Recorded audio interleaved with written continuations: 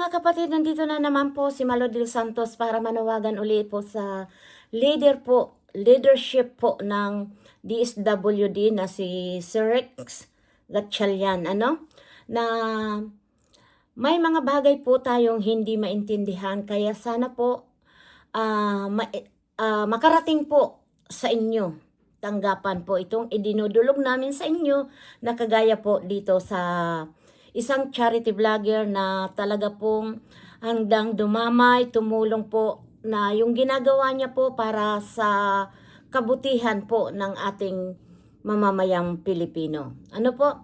At ito po ay si Daddy Frankie at ito, pakinggan po natin ang mga panawagan din po sa inyo na bilang isang charity vlogger na tumutulong, nakikipagtulungan sa gobyerno natin na walang hinihinging kapalit, walang pang-aabuso. Kaya kami po na nakasuporta sa kanya, nananawagan po kami na sana po ay mabigyan ng kalinawan o katarungan po ang mga ginawa po ng taga DSWD na kinuha yung kanilang mga beneficiary. Nakakalungkot po. Ito po ay ipakikita ko po sa inyo yung ginawa po ng DSWD dyan po sa Paniki, Tarlac. Ito po. At saka yun lang sinasabi ko, masakit sa damdamin na nawala sila pero wala akong magagawa. Pero sana lang yung pagtulong na ginagawa or yung sinabi nila na iingatan nila is ingatan sana nila yung mga nakuha, lalong-lalo na kay Tatay Calix. Kumusta na kaya siya, mga kababayan, no? Sinabi ko rin naman kahapon sa usapan namin, yung mga alaga ni Daddy Frankie, sana may sa kanila, may nagpakain na. Tapos yun na lang mga tao dyan na nawawala sa katinuan, sa lansangan. Yun na lang sana nga sikasuhin nila. Ang dami dyan sa kalsadang nakakalat lang dyan. Bakit hindi yung mga kunin nila? Tapos kung sino pa yung matitinong na napagaling niya. Yung pa yung talagang nanggigigil talaga ako kahapon. Hindi, sa totoo lang, sa mga hindi nakakaalam mga kababayan, gaya ng sinabi ko, wala akong sama nandun sa DSWD, Sir Rex Gatchalian, shout out po. Sana marinig mo po ito. Sana mapakinggan nyo rin yung hinaing ng pamilyang ito. Ako po'y nananawagan kay Sir Rex Gatchalian. Sir, mawalang galang na po. Ganon din po kay Sir Rapi Tulfo. No, alam ko, usapin na po itong nangyayari between Daddy Frankie and the DSWD. Honestly, ayaw ko pong ilabas na sana ito, aayusin sana namin, gaya ng usapan namin ni Ma'am, na nag-uusap kami, DSWD and Daddy Frankie, na hindi na masyado. Pero alam din kasi ng mga netizen, mga tagapanood ng Daddy Frankie, na hindi natin sila mapigil. Pero hindi na sana ako magre-reach out kay Sir Rex Gatchalian, kay Senador Rapi Tulfo, regarding sa nangyaring ito. Pero ang papakiusap ko lang po, gusto lang pong maliwanagan ni ate, tsaka ni Nanay Ansing, na yung binigay daw na 10,000 sa Region 1 ng Dagupan, pinapirma, pinicturan, pinatanmark si Kuya Oliver, bakit nung pagdating dito sa Paniki, DSWD ng Paniki, is binawi daw. At Nanay Ansing, sana hindi natin gawa itong kwento na to. Totoo po ba yan? Kasi mananawagan talaga ako kay Sir Rapi Tulfo. Pinaiwan nga po yung 10,000, baka nga naman daw magastos ko, Daddy Frankie. Saka naya din akong hawakan yung hindi ko pera. Opo. Tapos mga kababayan, ito pa yung nakakalungkot.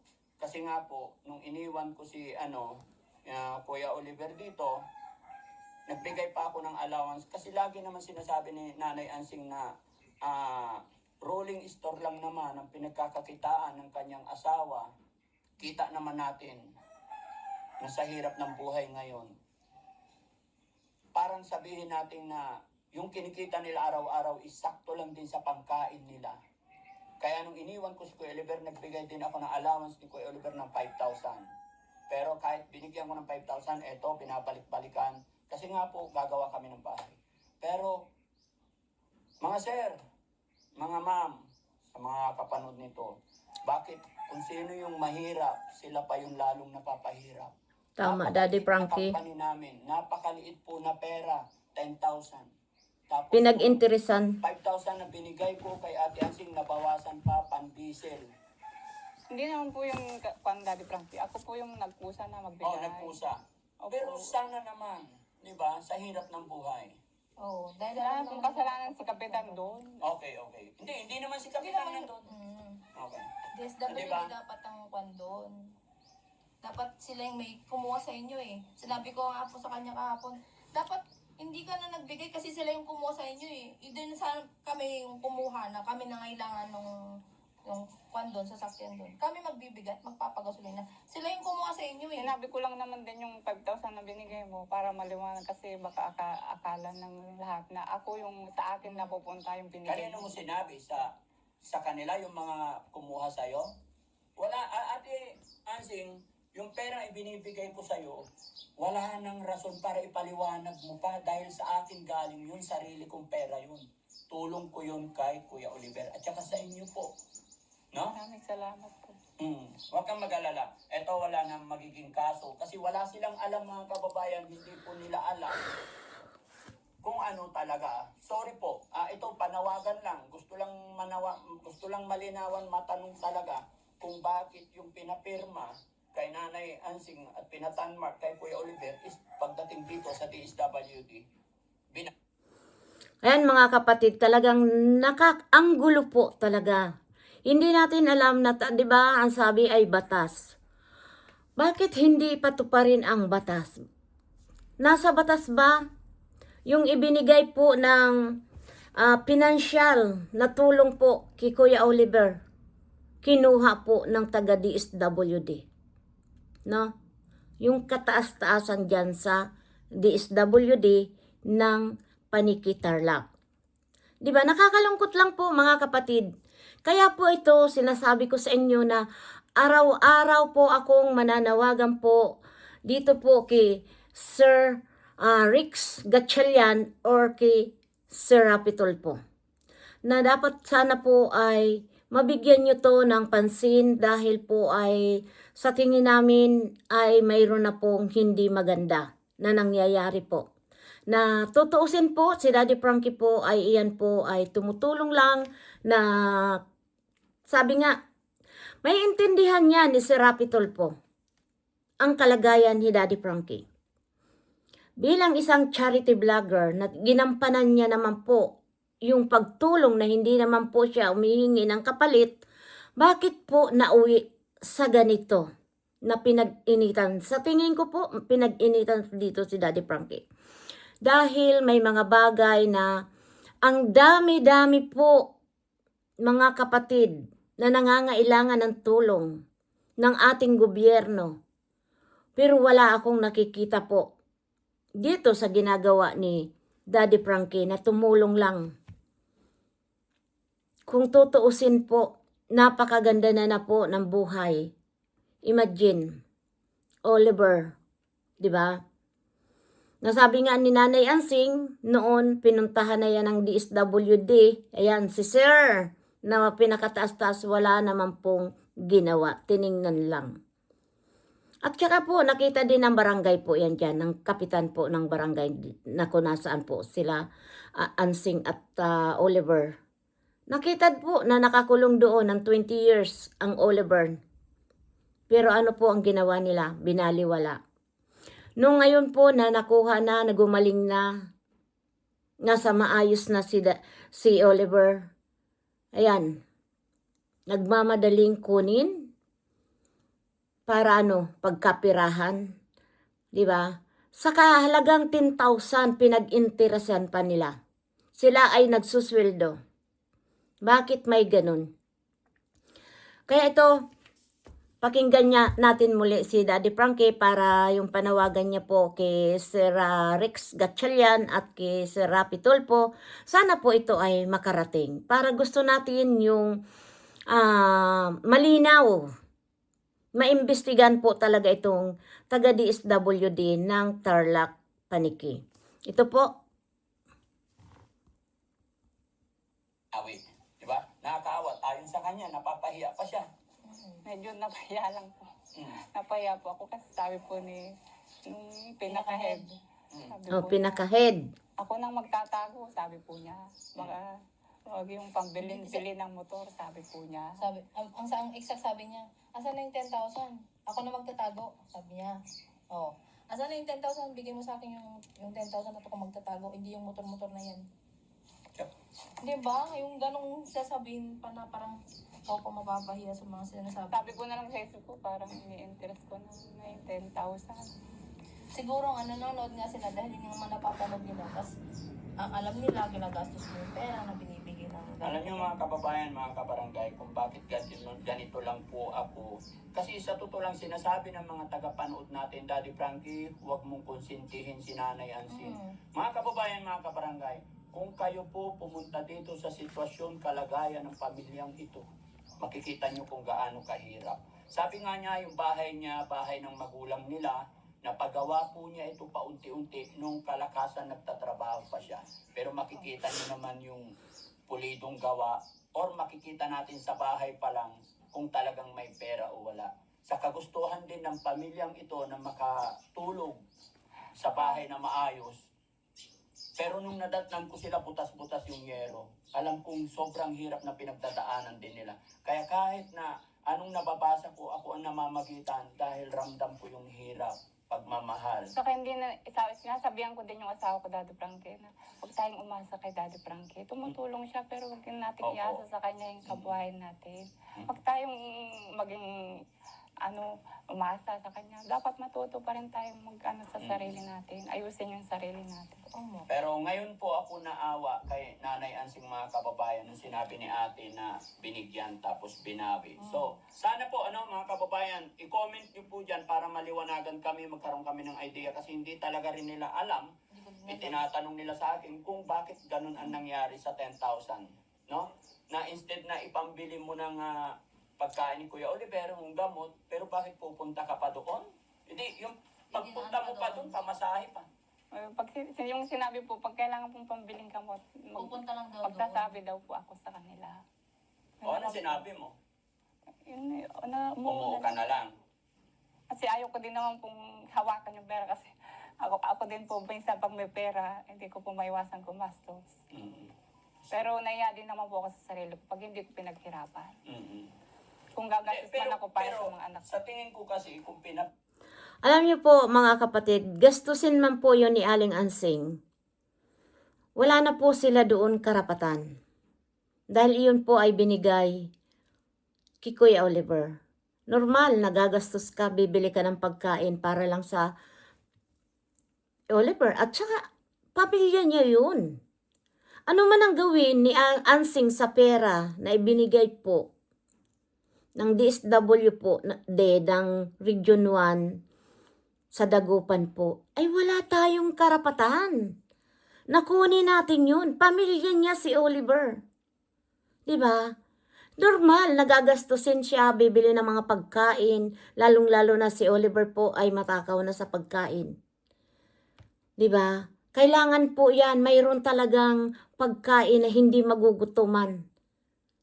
Dahil nga po, alam natin ang kalagayan ni Oliver. Di ba po? Kaya, nung nasa poder ni Daddy Frankie po, di ba? Namimiss niya si Mami Richelle kasi may pasalubong sa kanila ng mga prutas, yung saging. Alam niyo po mga kapatid, dito po hindi ko talaga po maintindihan. Kaya ang sabi ko nga, aaraw-arawin ko pong manawagan po sa ate pong gobyerno. Di ba po? Kasi talaga po nakakalungkot. Nakakalungkot po, sorry po. Nangatian lalamunan. kayo, kasi nga po, si Kuya Oliver is may problema. Kaya nga tinutulungan siya ng ating gobyerno. Kape po tayo. Tinutulungan siya ng DSWD ng ating gobyerno. So, huwag tayong mahiya kasi karapatan po ng pamilya ninyo yon. Kasi yung perang ibinigay, mga ganyan, galing din sa pondo ng ating bayan bilang mamamayang Pilipino. Diba? Tama, Pero Daddy huwag tayong Frankie. mahiya. Ang problema lang, yun lang po mga kababayan. Kaya Sir, Senator Rapi Tulfo, gusto lang namin malinawan ito, tsaka kay Sir Rex Gatchalian. Tsaka dito rin, mananawagan din tayo dito sa DSWD Paniki. No? Pero gaya namin sinabi, tatawag after ng usapan na to, tatawag din po ako. Pero okay, sige. Basta napainom mo si Kuya Oliver kagabi? Opo. Ang sarap nga po ng tulog niya. Very good. Yun lang, ang problema lang, Daddy Frankie, yung pag-alaga. Ganun Kaya talaga yan. nakakarating pa sa kalsada, baka tatakot ako baka kung saan sa pumunta. Hindi naman siguro. Kasi mas malaya siya rito. Kaya bibilisan din namin matapos tong bahay niya para may sarili siyang tulog. Salamat po kung gano'n. Saka, yun nga ang sabi ko, yung kaming magkakapatid, may pananagutan kami sa kapatid namin. Si ate naman, ate, anong May masasabi obligasyon mo kami. about sa sinumbong niya sa'yo? Galit na galit ka talaga ako kahapon. Dapat hindi ka na nagbigay ng panggasolina doon. Either na ginamit yung patrol doon. Sabi ko, hindi pa rin. Wala pa din dapat silang binigay.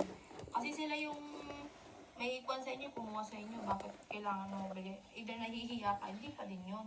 Kaya nung sinabi niya sa akin kasi, sabi niya, nung napahiya ako, doon ko nga doon sa 10,000. Ano? Binigay mo doon? Pinayag mo na binigay doon?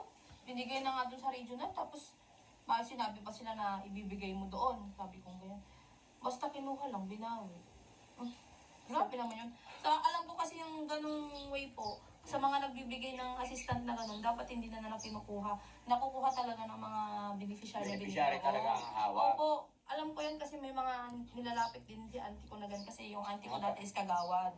Kaya alam ko yung mga kalakaran na ganyan. Bakit? Sabi ko kinuha. Talagang kahapon nanggigil din ako eh. Kung pwede lang puntahan namin kahapon, sarado na eh. Sasamahan ko sa Ate Ansing doon sa DSWD. Sabi ko, Hindi nga ako nakasagot. karapatan nilang Hindi ako nakasagot. No? Dati magandal ako ngayon. Hindi ako nasagot. Parang Talagang hindi nabulaga ako nakareact. Hindi ka naka-react nung binawi yung pera. Natamimi ako dati. Parang napahiya ako. Naisip ko, parang namang ini-interest ko yung pera ng kapatid ko. Kaya nga, nung kinuha, paano ba simula nung, di ba, pagdating dyan? Hindi na sana ako Sige, pwede ba ikwento mo sa akin? Storyam gawin ate. Ate Asing, ikwento mo sa akin kung ano talaga nangyari. By the Binigay yun ng AX Mm. na 10,000. Mm-mm. Pinicturean pa si kuya ko eh. Na nakasobre, hawak siyang sobre. Pwede syempre, nilagay ko sa bag ko. Mas pagdating namin dyan, pumarada yung patrol dyan sa munisipyo. Hindi na sana ako bababa kasi masakit yung ulo ko talaga. Tapos pinatawag ako, kailangan ka daw dun sa loob, sabi. Tapos pagdating ko dun sa loob, sabi ng pinakamataas, akin na yung 10,000 ako magtatago. Hindi yung pambili-bili ng motor. Sabi po niya, hindi po ako nakasagot. Natamimi ako. Para akong napahiya. Nasa palpal ako na parang ini-interest ko yung pera ng kapatid. Sino mga tao dun sa loob ng time na yun? Si Kapitan po, saka yung secretary na kasama namin. Tapos yung isang DSWD. yung kasama yung pumusod na bupan, yung babae. Yun po. Di ba wala naman sinabi sa'yo? Bakit hindi man lang sinabi sa'yo? Nag-usap po yung yung pinaka-head dyan, saka yung sa Region 1 na siya yung mag-ahawa. Oo, hindi natin alam. Kaya Hindi kailangan natin alam. itanong natin. Kayo, mga kababayan, ano sa palagay nyo? Okay po ba? Tama po ba itong reklamo nila? Kasi maging ako, hindi naman ako expert dyan. Kaya kami po yung nananawagan, nagtatanong. Paki-comment nyo po dyan, mga kababayan, no? So, sige. Ganito na lang po, mga kababayan, mga kabarangay. Ito lang po muna. At chinek lang talaga namin yung sitwasyon kalagayan ni Kuya Oliver. Nakahiga siya? Opo. Pero kumain naman na. Ganun lang yan, ha?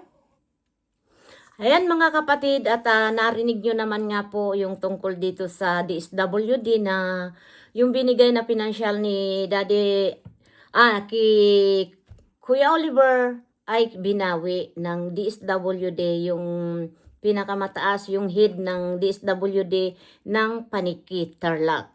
Ngayon po mga kapatid, ang masasabi ko lang po dito, na lahat po na bagay pagdating sa pera, marumi po maglaro ang interesado sa pera po.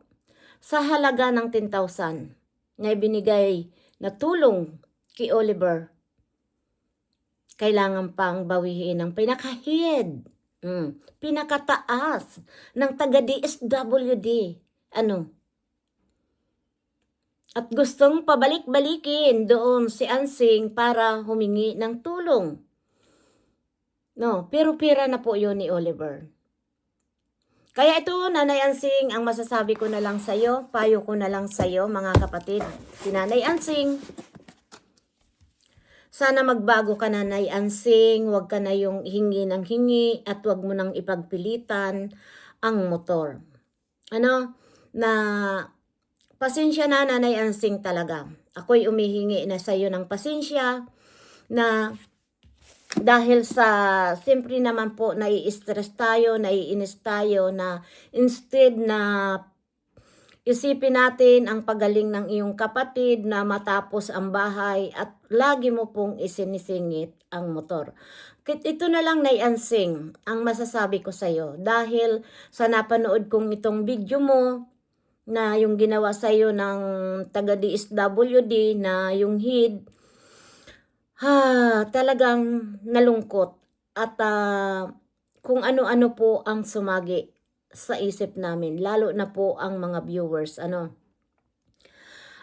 mapapayo ko na lang sa iyo, Nay Ansing, alagaan mong mabuti ang iyong baboy, paramihin mo, diyan ka makakaahon sa kahirapan. Huwag mong isipin ang mga bagay na hindi mo pa kaya. Magsikap kayong mag-asawa dahil mga bata pa kayo. Palaguin nyo ang baboy nyo. Dahil iyan ang simula ng pagbabago ng inyong pamumuhay. Maniwala ka sa akin, Nay Ansing. Maniwala ka sa akin. Dahil nangyari sa pamilya ko, sa tita ko po na nagpursige. Pero lahat ng mga anak niya po nakatapos. At mayroon na nga po na nasa ibang bansa, nasa Canada na. Kaya po naging maayos na po ang buhay nila. Pero ang sabi sa akin, isang baboy lang po ang inalagaan nila na talagang hanggang ngayon nag-aalaga pa rin sila ng baboy. Kaya, Nay Ansing, kung mapakikinggan mo tong vlog ko sana po maniwala ka sa akin. Magpursige kayong alagaan nyo na. Ang ganda po yung kayo'y mismo nagsikap, nagkaroon para sa inyong pamilya. Maraming salamat, Nay Ansing, na sana magbago ka na. Huwag na, ayaan mo na. Maging lesson ito sa iyo, maging aral. Huwag basta-basta tayong magpapaloko. Dahil huwag gagamitin naman po ng DSWD ang kahirapan ng isang tao. Dahil maraming nanonood at sila po mga viewers, hindi mangmang. Ang tatalino po ng mga viewers. Huwag natin isipin na kayo ay nakaupo dyan sa upuan ninyo na pakayakoy-yakoy, makahanap ng pera. Gaya na nga doon sa 10,000 na binawi nyo, na kinuha nyo mismo doon sa tinulungan ng Region 1 sa Dagupan, 'di ba? Wag na, at nakakahiya po. Nakukunin nyo, ipakakain nyo sa pamilya sa sa maling gawain. Ipatupad ang tamang batas. 'Di ba? Batas ang sinusunod nyo. Kaya kinuha nyo ang mga beneficiary ni Daddy Frankie. Ngayon, ipatupad nyo ang batas nyo. Huwag yung marumi. 'Di ba? Ayan mga kapatid, hanggang dito na lang at suportahan natin po si Daddy Frankie at ang team Daddy Frankie, Aling Rochelle. At siyempre naman po, maraming salamat sa mga viewers na patuloy nagmamahal po sa team Daddy Frankie at siyempre po sa mga viewers na patuloy nagmamahal kay Malo de los Santos at mga bago ko pong mga kaibigan na nakasubaybay din po sa akin. Maraming salamat po. See you next my vlog po. Araw-arawin po natin ito, mananawagan po talaga tayo dito kay Sir Rapitol po in action at dito po kay Sir Rix Gasalian, yung siya po ang leadership ng DSWD. Marami pong salamat. Thank you so much po at patuloy po natin suportahan ang mga charity vlogger po na kagaya po ni Royal of Malalag, Pugong Biyahero at Sir Tikram at kay Mr. Bentiboy po. Suportahan po natin ang Marcos TV. Ayan, suportahan po natin yan si Vince TV po at yung mga mabubuti pong mga charity vlogger na totoo talaga yung pagtulong nila. May mga iba't iba po silang pagtulong, mga kapatid. Suportahan po natin. Maraming salamat. We love you so much. God bless you.